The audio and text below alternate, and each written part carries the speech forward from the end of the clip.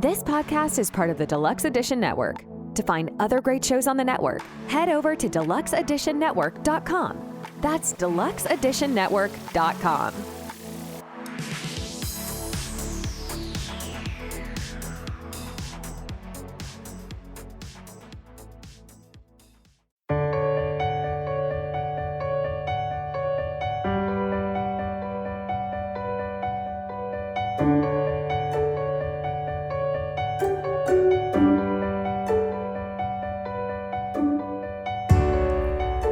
Hello, welcome to Hidden History and Odyssey Through Time. I'm your host, John Rodriguez, and this is episode 20 of the best history podcast north of New York City. The title of this episode is From Educator to Savior, The Extraordinary Story of Lois Gunden.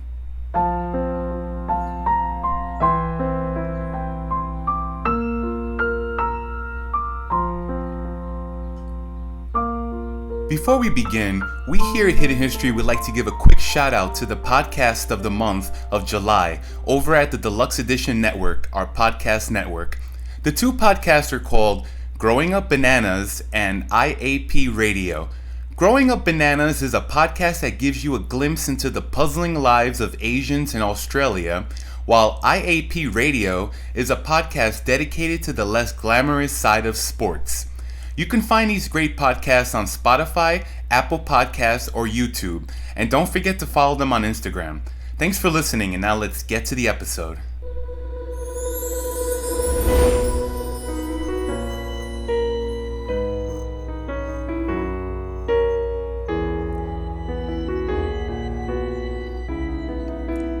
In 1941, 26-year-old Lois Gunden, an American French teacher from Goshen, Indiana, traveled to southern France at the request of the Mennonite Central Committee with the hope of being able to improve the lives of Spanish child refugees.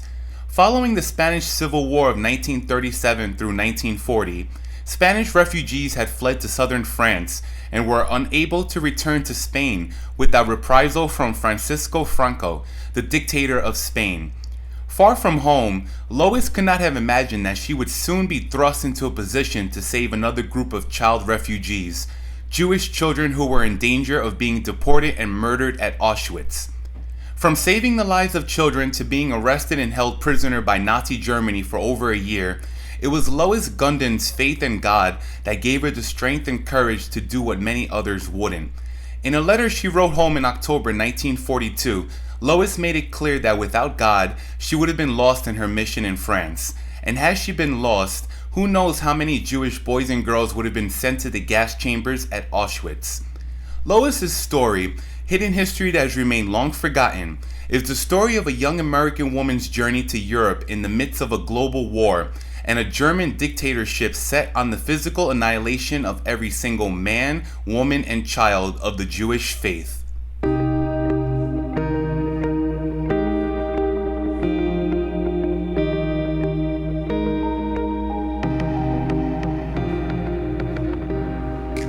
Lois Mary Gunden was born on February 25, 1915 in Flanagan, Illinois, to Christian and Agnes Gunden. The Gunden family were Mennonites, and Lois was the second of 9 children born to Christian and Agnes. Sometimes mistaken for Amish, Mennonites are a group of Christians that formed during the Protestant Reformation, a religious reform movement that swept through Europe in the 1500s.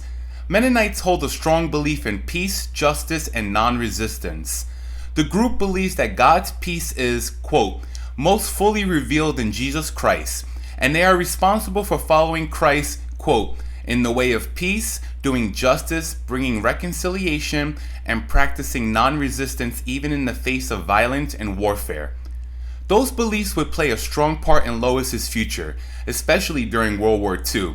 But let's not get ahead of ourselves just yet. By 1930, Lois and her family had moved to Goshen, Indiana, where 7 of the 9 Gunden children would earn degrees from Goshen College.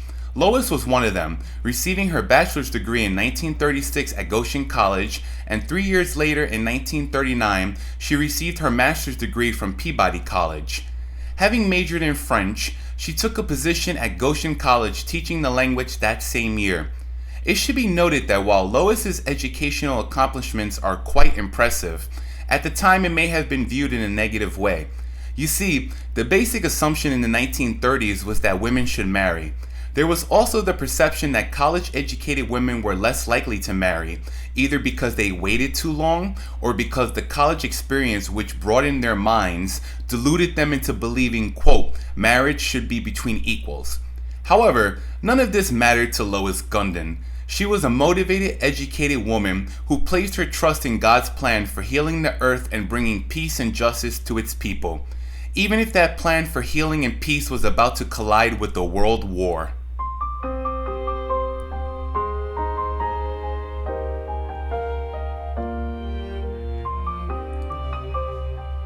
On September 1st, 1939, Nazi Germany invaded Poland and began World War II. Britain and France stood by their guarantee of Poland's border and declared war on Germany on September 3rd, 1939.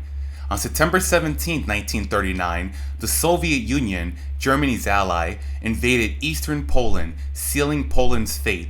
The country officially surrendered to the Germans on September 28, 1939.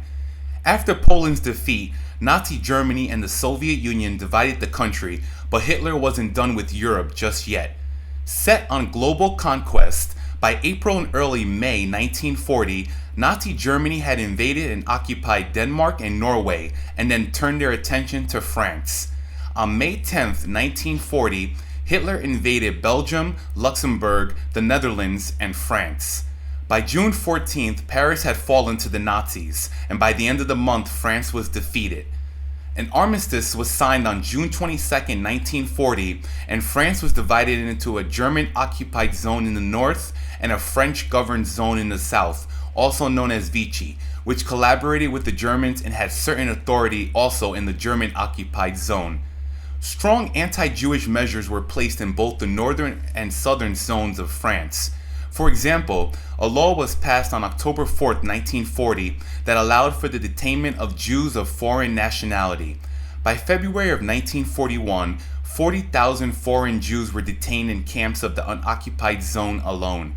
3 arrest operations in the occupied zone throughout 1941 led to the detainment of close to 9,000 Jews in camps of the occupied zone, most of foreign nationality. Over time, these camps would claim the lives of some 3,000 Jews, the first victims of the Holocaust in France.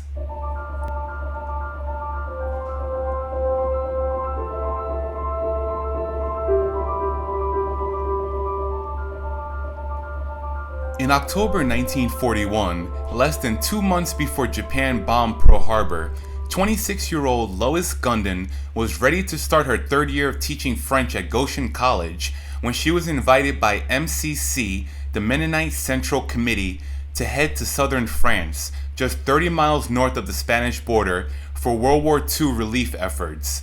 Lois had never been involved with overseas relief work before and had never been to Europe, but she spoke French, and the Mennonite Central Committee needed someone willing to place herself in danger to help others. Gunden was willing. At the time, Lois lived at home in Goshen with her parents, grandmother, and 8 siblings. This invitation by the MCC was just what she needed, and she quickly accepted the offer. With the hindsight of history, it seems difficult to imagine why church leaders would even consider sending a 26-year-old woman on such a mission.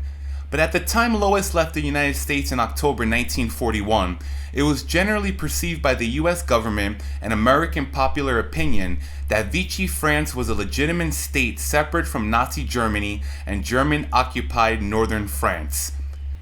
As she was getting ready to sail for Europe, Lois received a telegram from Goshen College.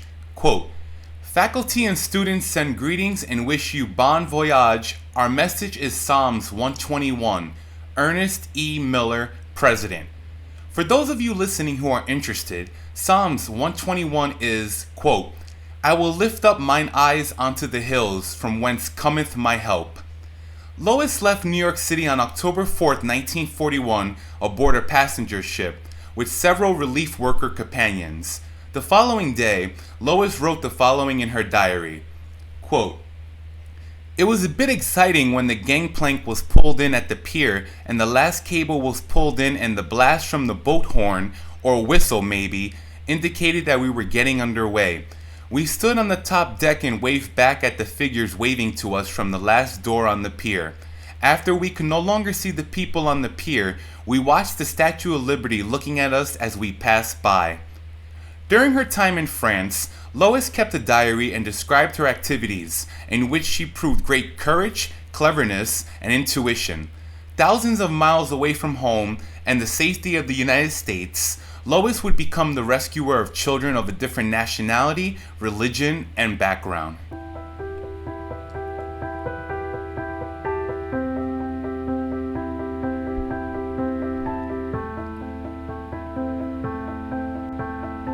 On October 22nd, Lois began work in Canet Plage at Villa St. Christophe, a 20-room summer home located on the Mediterranean beach. The home held 60 children, ranging in age from toddlers to teenagers, and at the time Lois arrived, the majority of them were Spanish refugees. Their parents had fought on the losing side of the Spanish Civil War and were imprisoned in French internment camps, leaving the children without guardians. Many of the Spanish children were severely malnourished, and so Lois and the other workers at the home, many of whom were refugees themselves, patiently nursed the children back to health. Lois was also in charge of overseeing a food distribution program in several outlying villages near the villa. The villa was located about 12 miles away from the Nazi internment camp of Rivesaltes and received between 20 to 60 children from the refugee camp for several months at a time so that the children could regain their health from the harsh realities of life in a camp. Once the children were back on their feet, they would return to their families in the camp. Then another set of 20 of the most vulnerable Spanish children would be placed in the children's home to regain their health. Lois recognized that most of these children were traumatized by their experiences.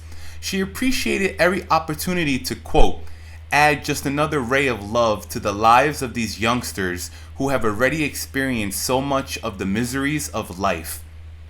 Lois described her first visit to Rivesaltes on November 18, 1941. Quote, outstanding and unforgettable memories of day. Braveness of boys when they discovered they were leaving without parents. Sight of bunks with people sitting hunchbacked on them. Dirty and bare kitchen. Provisions only for one day. Eagerness with which children drank milk. Possibility for terrible cold when wind blows. The camp at Rivesaltes truly was a horrific place, housing 8,000 people without adequate food, water, shelter, or sanitation. Death by starvation or disease was a daily occurrence in the camp.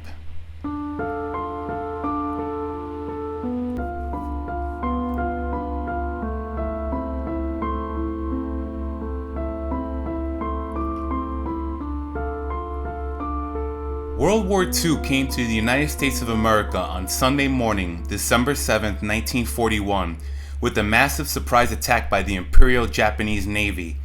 Like a thunderclap from a clear sky, Japanese carrier attack planes in both torpedo and high-level bombing roles and bombers, supported by fighters, numbering 353 aircraft from 6 aircraft carriers, attacked the U.S. Pacific Fleet at Pearl Harbor in 2 waves, as well as nearby naval and military airfields and bases. Sailors, Marines, and soldiers fought back with extraordinary courage, often at the sacrifice of their own lives. Those without weapons to fight took great risks to save wounded comrades and to save their ships. Pilots took off to engage Japanese aircraft despite the overwhelming odds. Countless acts of valor went unrecorded as many witnesses died in the attack. More than 2,400 Americans died during the attack on Pearl Harbor, including civilians, and another 1,000 people were wounded. On December 8th, as America's Pacific Fleet lay in ruins at Pearl Harbor, President Franklin D. Roosevelt, leaning heavily on the arm of his son James, a Marine captain, walked haltingly into the House of Representatives at noon to request a declaration of war from the House and to address the nation via radio. Quote, yesterday, the president proclaimed, December 7th, 1941, a date which will live in infamy, the United States of America was suddenly and deliberately attacked by naval and air forces of the Empire of Japan. No matter how long it may take us to overcome this premeditated invasion, the American people in their righteous might will win through to absolute victory. Roosevelt's 10-minute speech, ending with an oath, "So help us God," was greeted in the House by thunderous applause and stamping of feet. Within 1 hour, the president had his declaration of war and signed it at 4:10 p.m., wearing a black armband to symbolize mourning for those lost at Pearl Harbor. That same day, Lois wrote a letter home, which included the following, quote, "This morning when I came out, they showed me the headlines in the paper which declared that Japan and the United States were at war. It is too bad that at a time when people are preparing for the holiday which marks the advent of Him who came to bring peace on earth and goodwill among men, still more people should be plunged into war."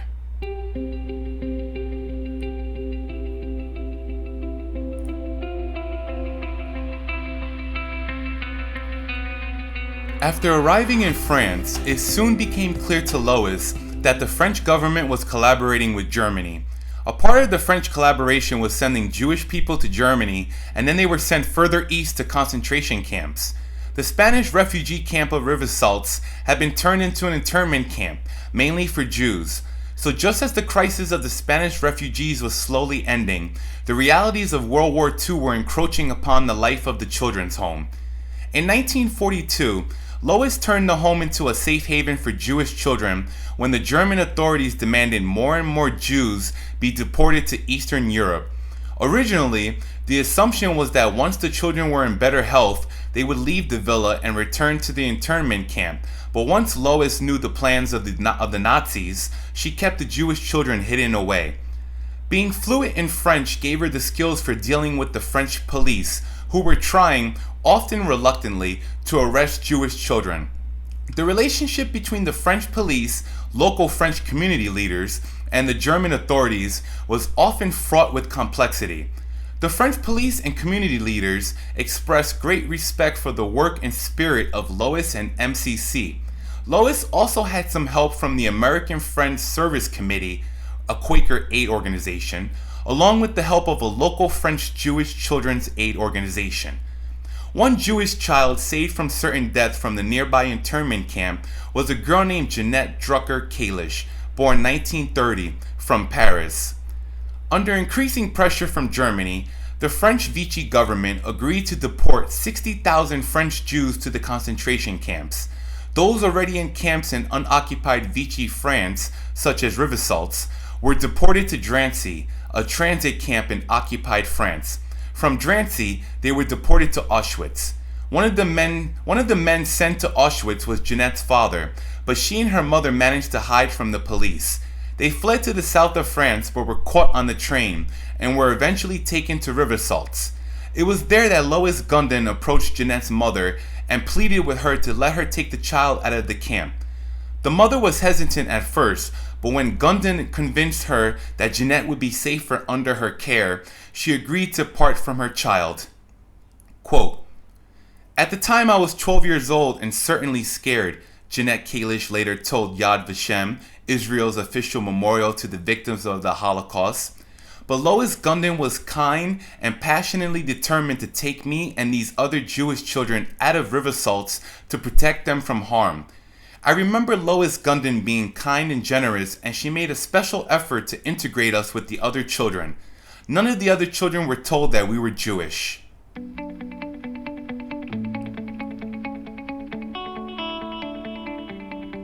In the deportations of August, September, and early October 1942, if children under the age of 16 were not in the camps with a parent, they often weren't searched out, particularly if French officials knew they could already meet their quota for the scheduled transports. Lois now understood the importance of moving as many Jewish children out of the camps and into the villa as possible. Despite great personal peril, during 1942, Lois smuggled several dozen Jewish children out of the Nazi internment camp Rivesaltes and saved them from certain death at Auschwitz. As Lois and her staff soon learned, many of the children who came to hide in the children's home were already deeply fearful and had been instructed by their parents on how to keep from being discovered to be Jewish. After the boys adamantly refused to remove their pants for bed and to take baths, Lois realized that their parents had firmly directed them not to let anyone see that they had been circumcised as Jews. The children's home continued providing a hiding place, but also was under the eye of the French police, who were searching for Jews. Lois wrote in her diary about a September 1942 visit by the French police to the children's home. Quote, "In the afternoon, 2 policemen called asking me to get the Landsman children ready in an hour's time. That rather upset the others who had come at the same time, because they are afraid of what may be happening to their parents. Jeanette has never heard from her mother. I'm afraid for her. After getting all their clothes out of washing process in basement, waited for them until 10 o'clock. The children the police were looking for were Louis, Armand, and Monique Landsman. Lois said the children would not return until noon. At noon, the policemen appeared again and told Lois to pack up the children's belongings and prepare them for departure. This time, Lois said that their clothing were being laundered and would not be dry until late afternoon. All through that day, Lois prayed for wisdom and guidance and for the safety of the 3 children, and the officer never returned. The children were saved. Like the Hebrew midwives in Egypt, Lois protected and hid the Jewish children in her children's home. Day after day and week after week, she made excuses why none of her Jewish children could be taken from the children's home and deported to concentration camps. Through her efforts, Lois, at great personal risk, saved all the Jewish children that came through the villa.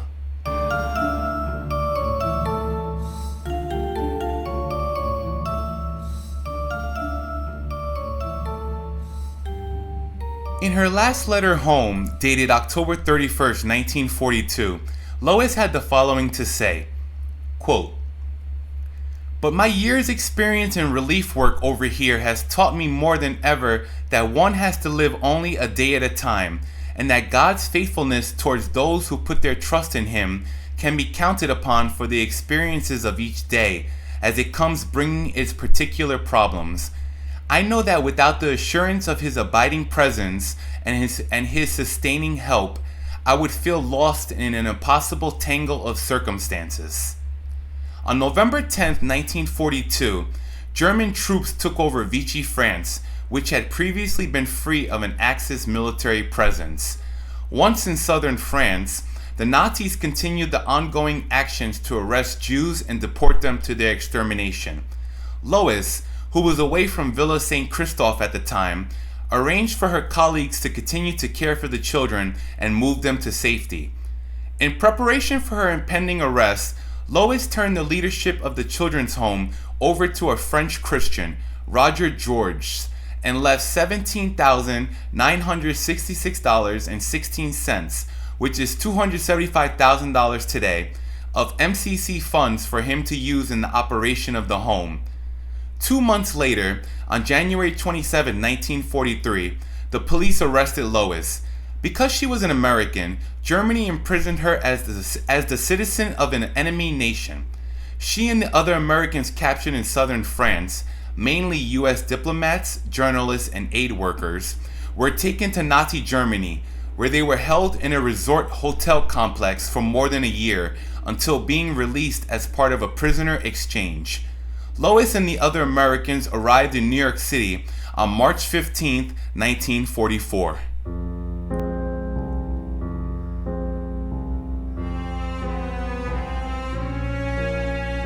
After returning to the United States in March 1944, 29-year-old Lois went home to Goshen, Indiana, and rested for several weeks before she went on a lecture tour and taught Spanish during the summer.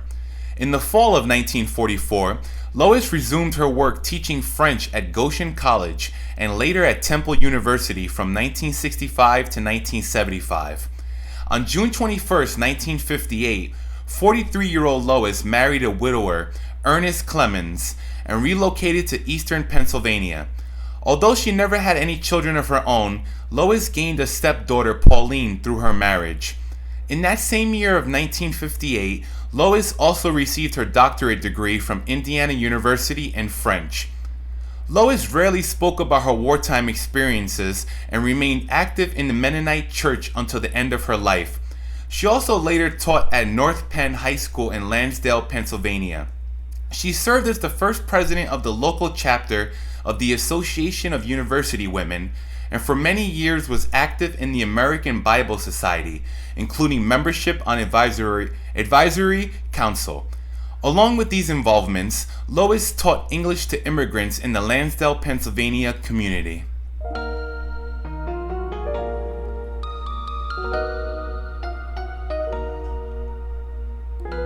On July 3, 1997, Lois's husband Ernest died at the age of 97, and 8 years later, on August 27, 2005, Lois Gunden Clemens died at the age of 90 in Pennsylvania.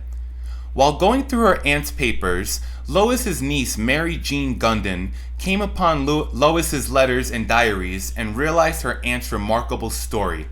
Mary Jean later described her aunt as modest and that she rarely spoke about her World War II experiences. Quote, "Even in an autobiography written for a family reunion in 1991, she only devoted several sentences to those events," she said. "Certainly it would have been wonderful if her story had been better known during her lifetime." Mary Jean shared Lois's story with Yad Vashem, Israel's official memorial to the victims of the Holocaust. And on February 27, 2013, Yad Vashem recognized Lois Gunden as righteous among the nations for saving the lives of Jewish children during World War II. Including Lois, only 5 Americans have received this honor: Varian Fry, Martha and Waitstill Sharp, and Master Sergeant Roddy Edmonds. Episodes on all of these individuals are available on our website and on all major podcast platforms. During the ceremony held at the Israeli Embassy in Washington, D.C. on January 27, 2016, Lois's niece Mary Jean Gunden accepted the medal and certificate on behalf of her aunt, and President Obama had the following to say about Lois. Would we have the extraordinary compassion of Lois Gunden? She wrote that she simply hoped to add just another ray of love to the lives of these youngsters who had already endured so much. And by housing and feeding as many Jewish children as she could, her ray of love always shone through and still burns within the families of those she saved.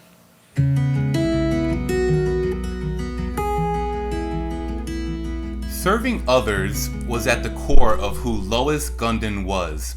In a 1989 interview with the Philadelphia Inquirer, Lois said, quote, "It doesn't matter whether you are male or female, but what matters is the person you are and what you can give to the life of the church and the community." And Lois was right. At the end of the day, all that matters is the type of person you are and what you give back into the world. We here at Hidden History hope that this story of an American female hero will inspire others to do some good in the world, especially now more than ever.